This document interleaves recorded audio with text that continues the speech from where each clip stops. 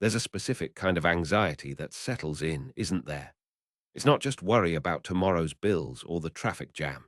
It's a deeper, more existential hum, a sense that something fundamental is shifting beneath the surface of everything we do. It's the feeling that the map we're using, the one we've been following since we were little, is suddenly becoming obsolete. This quote, it hits you right in the gut, doesn't it? It speaks to that internal friction, that tug-of-war between the desire for certainty and the terrifying reality of the unknown. It's about the very act of knowing something, or perhaps the very act of not knowing it. Think about it physically. When you feel that deep, cold knot in your chest, that tightness that has nothing to do with your breathing, that's often the feeling of confronting something massive. It's the feeling of standing at the edge of a vast, dark ocean, and you can feel the pull of the tide, but you can't see the shore.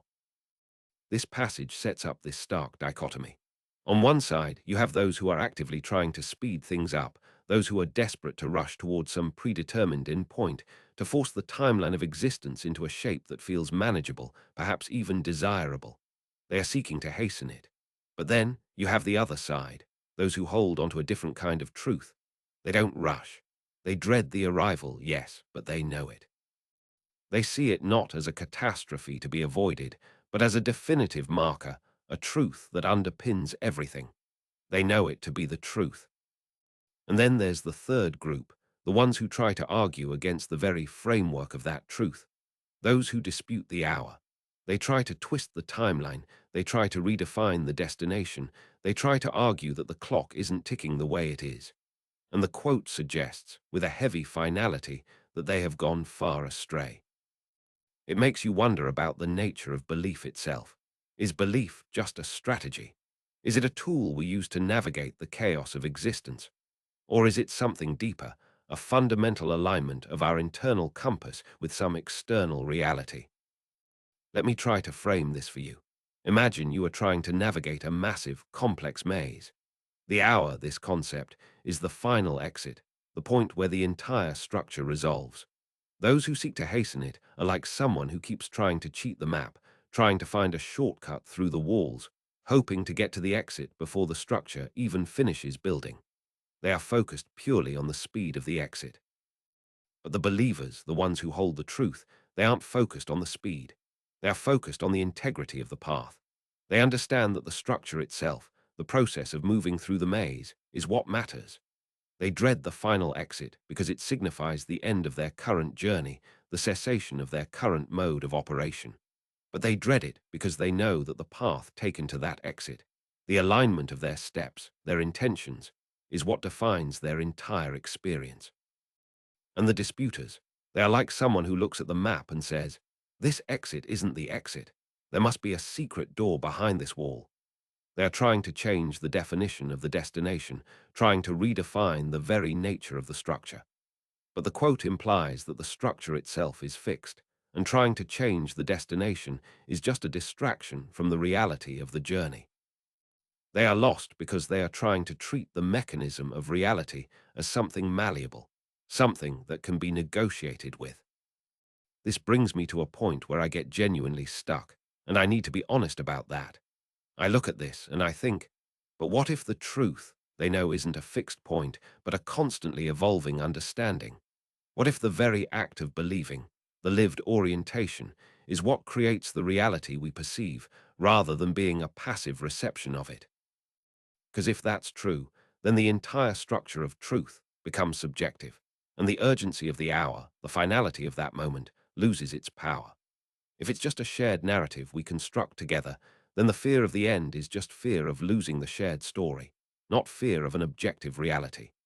And if that's the case, then the entire framework of belief collapses into mere social agreement, and the distinction between the believer and the non-believer becomes incredibly thin, doesn't it? So, how do you reconcile that internal, lived orientation, that iman, with the idea that it might just be a highly sophisticated, deeply ingrained pattern of social conditioning, a very powerful form of future, a natural tendency to suppress the messy, unpredictable nature of existence in favor of a comforting, predictable narrative? The grammar of this sentence is also telling. The structure is declarative, almost like a law being stated.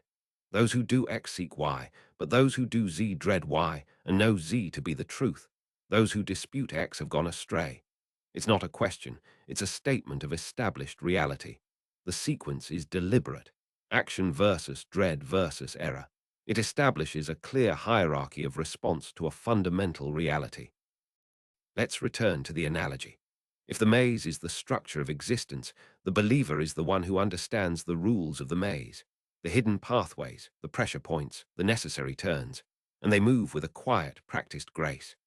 They aren't fighting the walls, they are learning the language of the walls.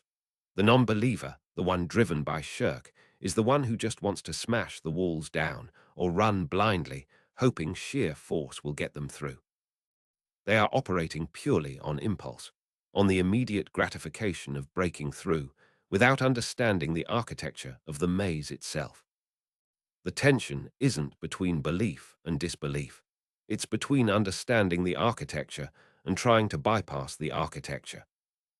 And when I look at this again, I see that the dread isn't just about the end. It's about the cost of the path taken. The believer accepts the cost because they have already invested their life in the direction the path is leading. The disputer, however, is terrified of the cost because they haven't yet invested anything meaningful into the direction they are trying to change. They are paralyzed by the potential for a different, perhaps worse, outcome because they haven't yet committed to the current direction. So we start again, back to that initial feeling, that cold knot in the chest, that feeling of being fundamentally misaligned.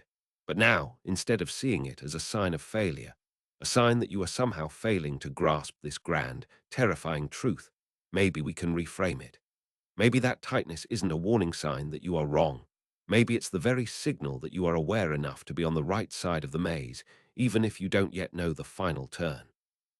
We've seen that the pursuit of certainty leads to frantic rushing, and the rejection of that certainty leads to aimless wandering. The middle ground, the space where the believer resides, is not about blind acceptance, but about a deep, sustained responsiveness to the reality they inhabit. It's about living in the tension between the known path and the unknown destination, accepting the weight of the journey as the very substance of the experience. And that brings me to the final thread. The entire structure of reality is less about a fixed destination and more about the continuous, conscious act of aligning your internal orientation with the unfolding moment. If the dread isn't the end, but the recognition of the profound responsibility that comes with being fully present in the process, then what is the actual, actionable step we take right now to stop trying to rush the exit or argue about the map, and instead simply learn to walk the path with the full weight of your awareness?